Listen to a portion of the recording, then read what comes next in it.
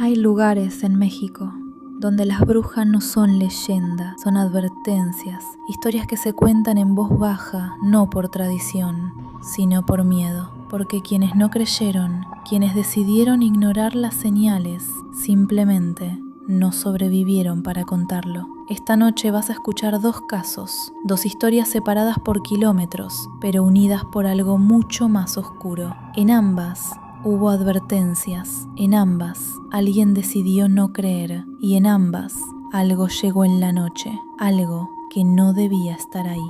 La primera historia ocurrió en Michoacán y durante años fue contada como una tragedia, pero en ese pueblo la recuerdan como otra cosa, una advertencia, porque hay casas que no deberían habitarse, no porque estén abandonadas, sino porque algo sigue viviendo ahí. Matías tenía 36 años cuando decidió irse. No estaba huyendo de nada, o al menos eso creía. Simplemente quería una vida distinta, más tranquila, más simple. Junto a su esposa, Carla, y sus dos hijos pequeños, Nahuel, de 7 años, y Mirna, de 5, tomó la decisión de dejar la ciudad atrás.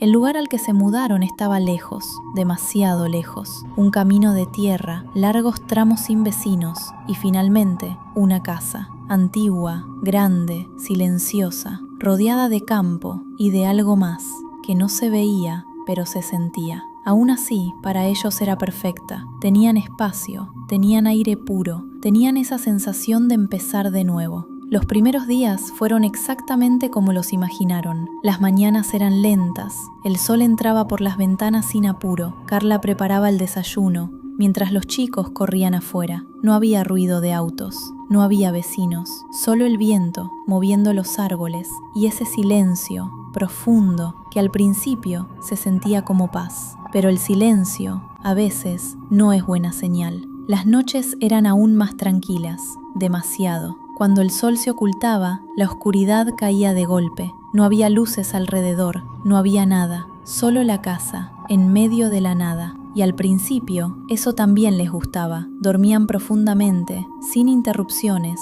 sin ruidos, como si el mundo simplemente desapareciera al anochecer. Hasta que llegó esa madrugada. Eran las 2 y algo cambió. Matías abrió los ojos sin saber por qué. No fue un golpe, no fue un grito. Fue algo más sutil, algo que su cuerpo reconoció antes que su mente. Y entonces lo escuchó. Un sonido, agudo, cortante, como un graznido, pero distinto. No era un ave común, no tenía un patrón, no tenía sentido. Se quedó completamente quieto, escuchando. El sonido volvió, esta vez más cerca. Matías giró lentamente la cabeza hacia la ventana. Oscuridad total, ni una sola luz, ni un solo movimiento. El sonido se detuvo y el silencio regresó, como si nada hubiera pasado. Pero algo ya no era igual, porque ese silencio ya no se sentía tranquilo, se sentía vacío. Matías tragó saliva, se acomodó en la cama, cerró los ojos y decidió convencerse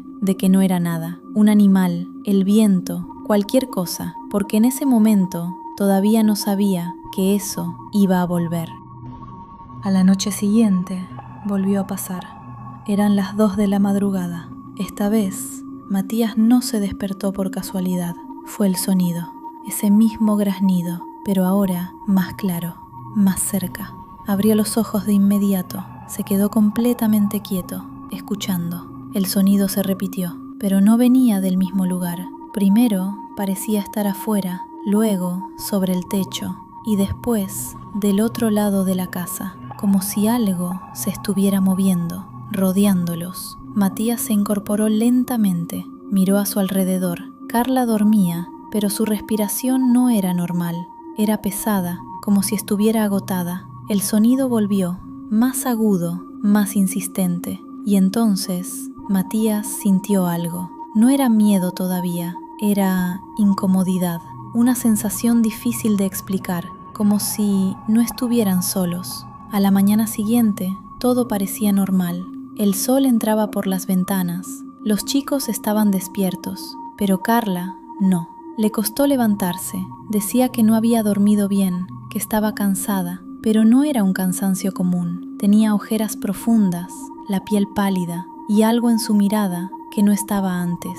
Ese día pasó lento, demasiado lento. Matías no dijo nada, no quería preocupar a nadie, ni parecer paranoico, pero cuando cayó la noche, el silencio ya no se sentía igual, era más pesado, más denso, como si estuviera esperando algo. Y entonces, 2 de la madrugada, otra vez, el sonido regresó. Esta vez no hubo duda, no era un animal común, no se comportaba como nada que él conociera, se movía de un lado a otro, demasiado rápido, demasiado preciso, como si supiera exactamente dónde estaban. Matías se levantó de la cama, caminó despacio hacia el pasillo. La casa estaba en penumbra, apenas iluminada por la luz de la luna. El sonido ahora estaba arriba, sobre el techo. Se detuvo, escuchando, un golpe leve, como uñas, arrastrándose, y después, silencio. Matías sintió un escalofrío recorrerle la espalda. Dudó.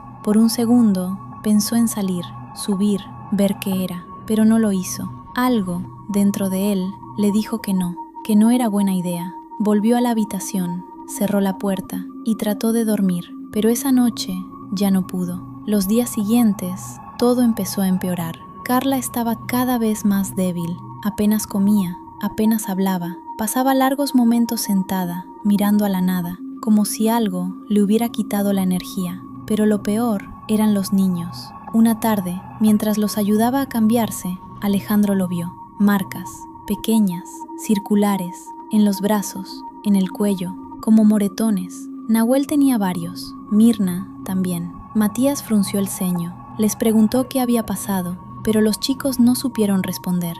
Dijeron que no les dolía, que no recordaban nada. Esa noche, Matías no esperó a que el sonido lo despertara. Se quedó despierto, mirando el techo, esperando. Y cuando el reloj marcó las 2, volvió a escucharlo. Pero esta vez no estaba afuera, estaba mucho más cerca. A la mañana siguiente, Matías ya no pudo ignorarlo. No era solo el sonido, no eran solo las marcas, era la sensación constante de que algo estaba mal. Algo dentro de esa casa no estaba bien. Carla apenas podía levantarse. Su cuerpo estaba débil, sus movimientos lentos, como si cada día le costara más existir.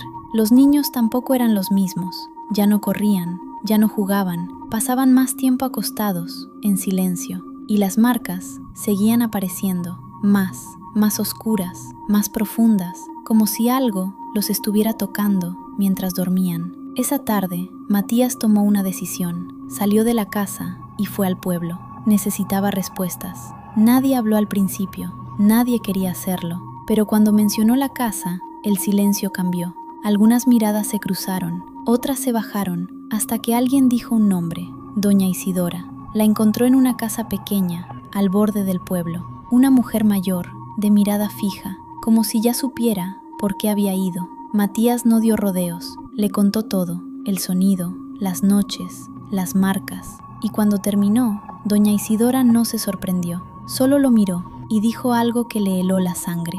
«Te lo advirtieron, ¿verdad?»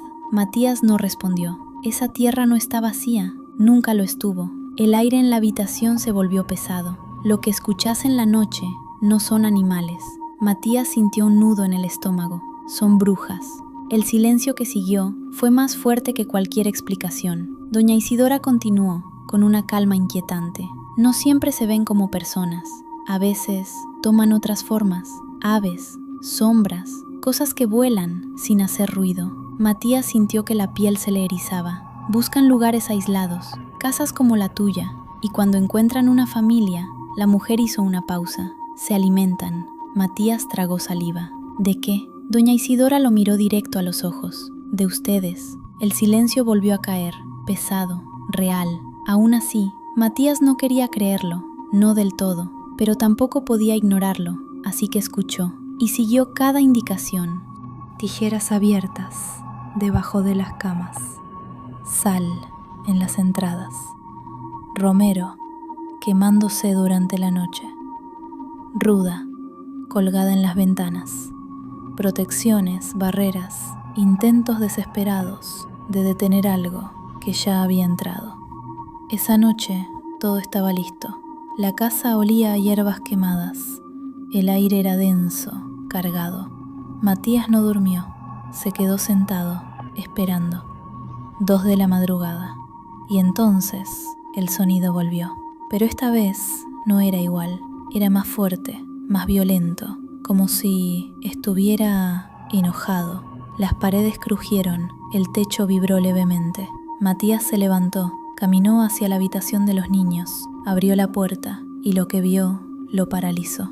Sobre las camas había figuras, oscuras, no completamente humanas, no completamente animales, inclinadas sobre los cuerpos de sus hijos, y de ellos salía algo, una luz, débil pero visible, como si algo estuviera siendo arrancado lentamente. Matías no pudo moverse, no pudo gritar, no pudo hacer nada, porque en ese momento entendió que ya no era una advertencia, era demasiado tarde. Matías reaccionó tarde. Cuando su cuerpo finalmente respondió, las figuras ya no estaban. La habitación volvió a quedar en silencio, como si nada hubiera pasado, pero algo ya era distinto. Se acercó rápidamente a las camas. Nahuel respiraba, pero débil. Mirna también, demasiado quietos, demasiado pálidos. «¡Despierten!», su voz salió quebrada. No respondieron. Carla apareció detrás de él. Apenas podía mantenerse en pie. Miró a los niños y entendió sin necesidad de palabras. Esa noche nadie volvió a dormir. Cuando amaneció, Matías tomó la única decisión que le quedaba: irse, salir de esa casa, lo más lejos posible. Pero ya no era tan simple, porque el cuerpo ya no respondía igual. El cansancio era extremo, como si cada uno de ellos hubiera perdido algo esencial. Prepararon lo poco que pudieron, sin hablar demasiado, sin mirarse, porque en el fondo todos sabían que algo no estaba bien. El camino hacia el pueblo se hizo eterno. Cada paso costaba más que el anterior. Los niños apenas podían mantenerse despiertos. Carla caminaba como si en cualquier momento fuera a caer, y Matías ya no pensaba, solo avanzaba. Cuando finalmente llegaron, no recordaba cómo, solo recordaba las miradas que no eran de sorpresa, eran de reconocimiento, como si ya supieran cómo iba a terminar todo. Los llevaron al hospital. Los médicos hicieron todo lo posible, análisis, estudios, pero no encontraron nada, ninguna enfermedad, ninguna causa, solo una cosa: falla orgánica, como si el cuerpo simplemente se hubiera apagado. Nahuel fue el primero, luego Mirna. Carla no tardó mucho después. Matías fue el último. Dicen que antes de morir intentó decir algo, pero nadie logró entenderlo. La casa quedó vacía, abandonada. Nadie volvió a vivir ahí, nadie quiso hacerlo, porque en el pueblo esa historia no se cuenta como una tragedia, se cuenta como una advertencia, que hay lugares donde no importa lo que hagas, no importa lo que creas, si algo decide entrar, no hay forma de detenerlo, y que a las 2 de la madrugada, en esa casa, el sonido todavía se escucha.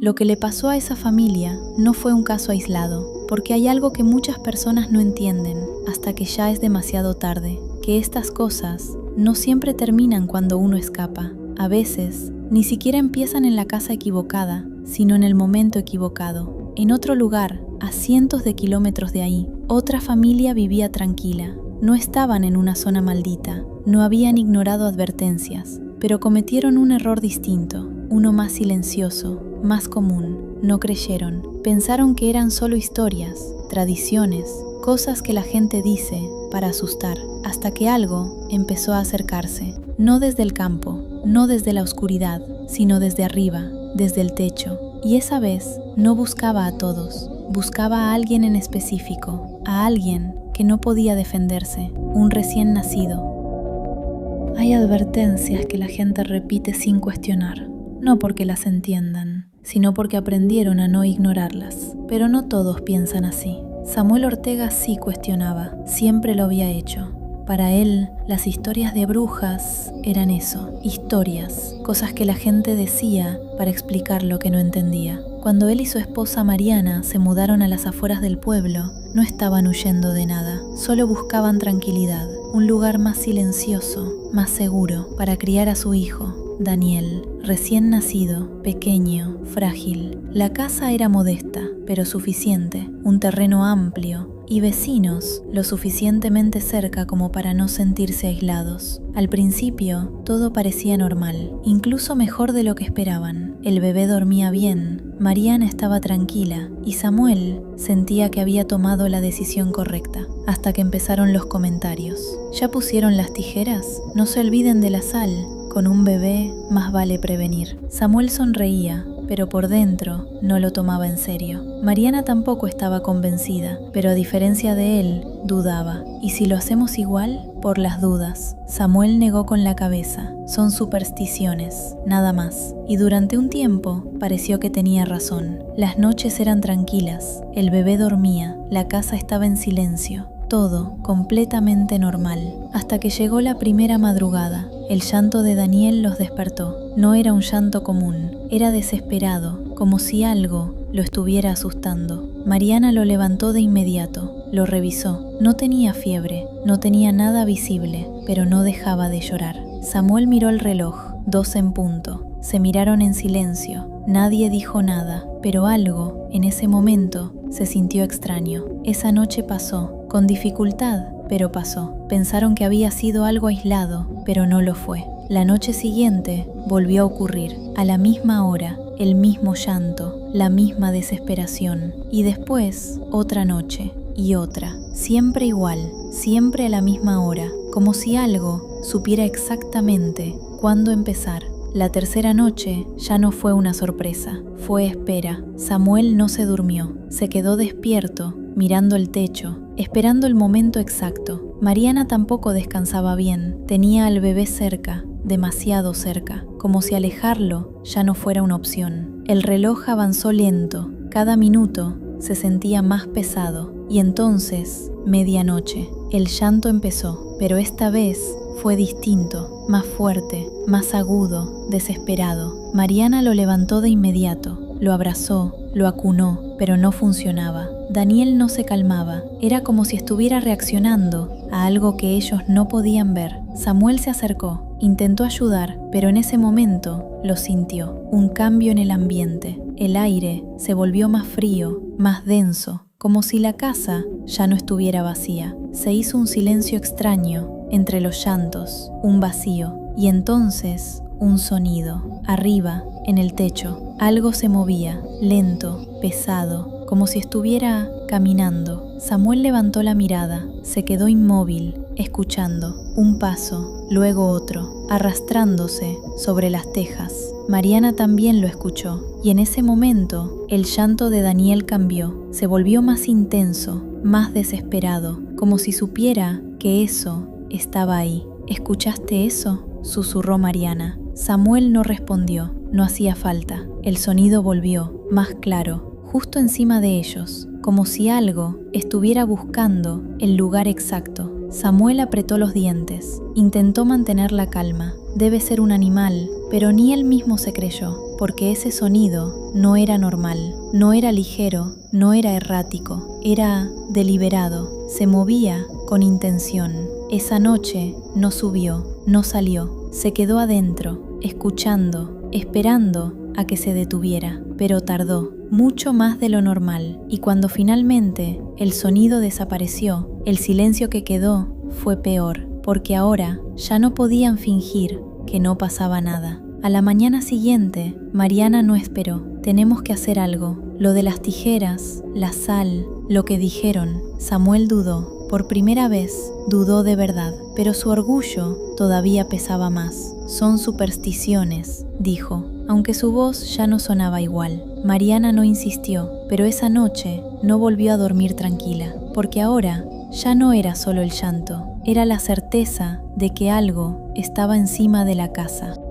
Esa noche nadie durmió, ni Samuel, ni Mariana, y mucho menos Daniel. El llanto empezó incluso antes de la medianoche, más débil al principio, como si algo ya estuviera cerca. Samuel estaba sentado en la oscuridad, esperando, con los ojos fijos en el techo, y entonces el sonido volvió, pero esta vez no empezó arriba, empezó en un costado, como si algo hubiera aterrizado, un golpe seco, y después silencio. Samuel se puso de pie lentamente. Mariana lo miró. no salgas, susurró. Pero él ya había tomado una decisión, porque ahora no era curiosidad, era algo más profundo, algo que no podía ignorar. Caminó hacia la puerta, la abrió despacio. El aire de afuera estaba frío, demasiado frío. El patio estaba en silencio, pero no vacío. Samuel, la voz vino desde la oscuridad. Era don Esteban, el vecino. Estaba de pie, a unos metros, mirando hacia el techo. No deberías estar afuera,